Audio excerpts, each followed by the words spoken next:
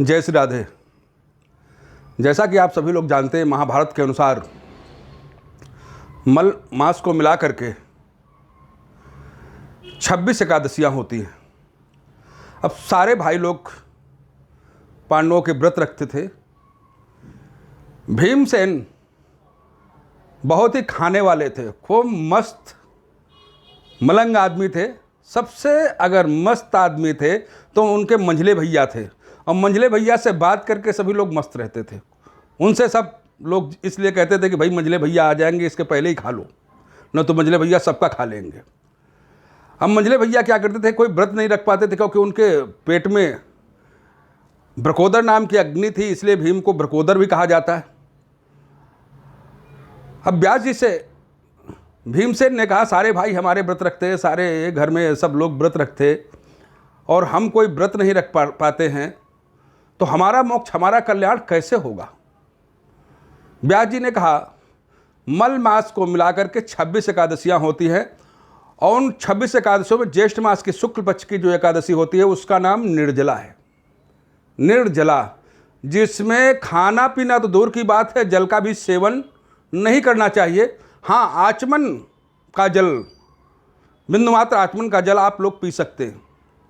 आचमन जो चरणामृत होता है वो भी जल ले सकते हैं, क्योंकि शालिग्राम भगवान का चरणामृत, चरणोदक लेने में कोई दोष नहीं है। इसीलिए अगले दिन जब सुबह तक द्वादशी है तो आप लोग चरणामृत लेकर के, भगवान का चरणोदक लेकर के, शालिग्राम भगवान का पारायण माना जाता है, चरणामृत से भी पारायण माना जाता है। तो भीमसेन को जब ऐसा बतलाया, निर्जला एकादशी का एक ही व्रत रख लो, साल में जो एक निर्जला एकादशी आती है तो तुमको मोक्ष मिल जाएगा, कल्याण होगा तुम्हारा। तो भीमसेन ने कहा, ठीक है, मैं बिल्कुल, चाहे कुछ भी हो जाए, चाहे जितनी भूख लगे हमको, मगर मैं निर्जला एकादशी का निर्जल व्रत जरूर करूँगा। इसमें दान, फल फ्रूट, जल संबंधित जितने भी, छाता, चप्पल इत्यादि पेय पदार्थ से संबंधित जितनी भी चीज़ें हैं वो व्यक्तियों को दान करना चाहिए। शक्कर, सोप, फल, चप्पल, छाता, ये सारी चीज़ों का दान करने से श्रेष्ठ रहता है। भगवान की भक्ति में मन लगाएं, नमो भुक्ते वासुदेवाय का जप करें, निर्जल व्रत रखें, इससे आपकी हर मनोकामना पूर्ण होगी। और अंत में नमो भुक्ते वासुदेवाय, नमो भुक्ते वासुदेवाय, इसका जाप करने से प्राणी मात्र का सबका कल्याण हो जाएगा।